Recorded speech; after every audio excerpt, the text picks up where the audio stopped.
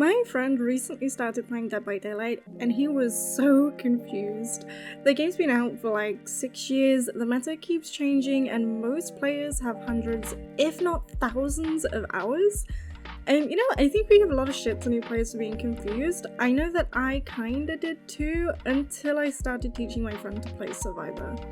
There are so many perks and so many killers and survivors that it can be super overwhelming, so I decided to put together a few of my favourite survivor perks that are kinda essential for newbies and vets. You don't have to run all of these perks, but I definitely think that you should check them out and see if you like them. The first perk that I want to mention is arguably the most important, and that is Kindred. So Kindred is a free perk and it is super strong in solo queue because of the sheer amount of information that it gives you, but for new players it can help you learn something else too, and that's time management. So when somebody's on the hook, sometimes all 3 survivors rush to it, but that kind of means that nobody's on a gen. Learning time management is super important, and running Kindred can help you figure out when to go for the unhook or when to stay sat on your gen. It's also great for figuring out if a killer is face camping, and you can get some really fun plays against a killer if you're running Kindred and the killer gets into chase with you near the hook. It's basically free wall hacks. Again, Kindred is a free perk, unlike Decisive Strike from Lori, and I still run it myself if I'm in solo queue. The second perk that I think is super strong for all players, not just newbies, is Wig and Live Forever. This is an unlockable perk from David King, and he also has Dead Hard, so it's probably worth leveling him all the way to 40 to get all 3 of his perks.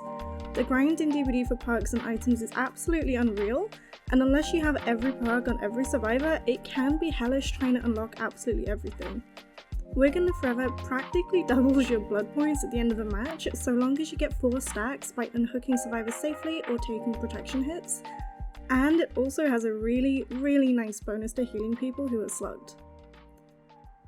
I don't personally run it anymore because all of my mains have all the perks unlocked, but the healing bonus is really nice and it can make for a great addition to any altruistic build. If you stack Wig and Live Forever with events, you can easily max out your blood points in a handful of games, especially if there's offerings like streamers too.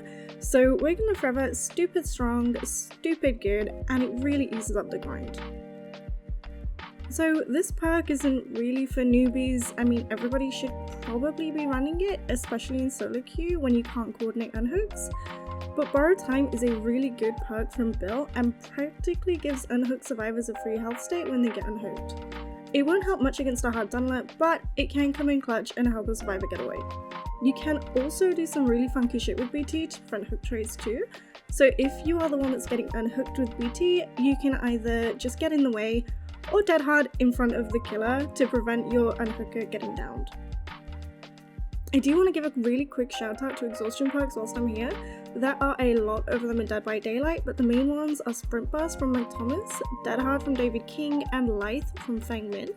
So Exhaustion Perks can give you a speed boost if certain conditions are met. So for Sprint Burst, all you've got to do is sprint. For Dead Hard, you've got to be injured and then press E or whatever the button is on controller, and for Lithe, you have to vault. But they do make you exhausted for a certain amount of time. You can recover exhaustion whilst not moving or just walking, but some killers do have add-ons that can cancel out your perk completely. Exhaustion perks are great for chases and can help you fix a mistake that you've made, but it's probably a really good idea to learn tiles and loops before you start running them. The last and final perks that I want to shout out are Any Means Necessary, which is from Yui, and Windows of Opportunity from Kate. So Any Means will let you pick pallets back up once they're used, so if you accidentally slam a pallet you can pick it back up, or if you've wasted a lot of pallets in a chase at 5 gens left, you can get them back to use later. I just want to say that this does rely on the killer not breaking them, but depending on what killer you're against, they may not get broken, so you might get a lot of use out of it, or you might get none. Windows is also a really strong perk to help you with your chases and show you exactly where pallets and vaults are. Windows is really good at all levels, but especially for people who don't know the tiles yet. So Any Means will show you drop pallets around the map, but do remember that both of them do have a cooldown timer, so use them wisely.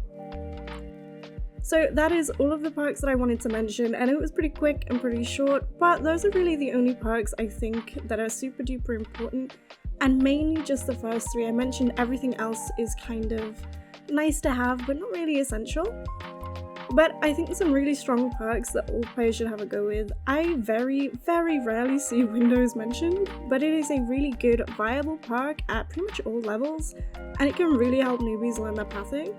So feel free to let me know in the comments if you've used these perks. I'm really hoping that everybody watching has used Borrowed Time, and if not, I really hope that you'll start running it.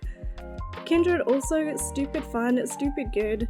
And you know what, you can get some really, really fun plays with it, and also let you figure out if it's a face camper, because nobody wants to run to the hook to figure out that, you know, they're being face camped. You don't have BT, it's just going to be a nightmare.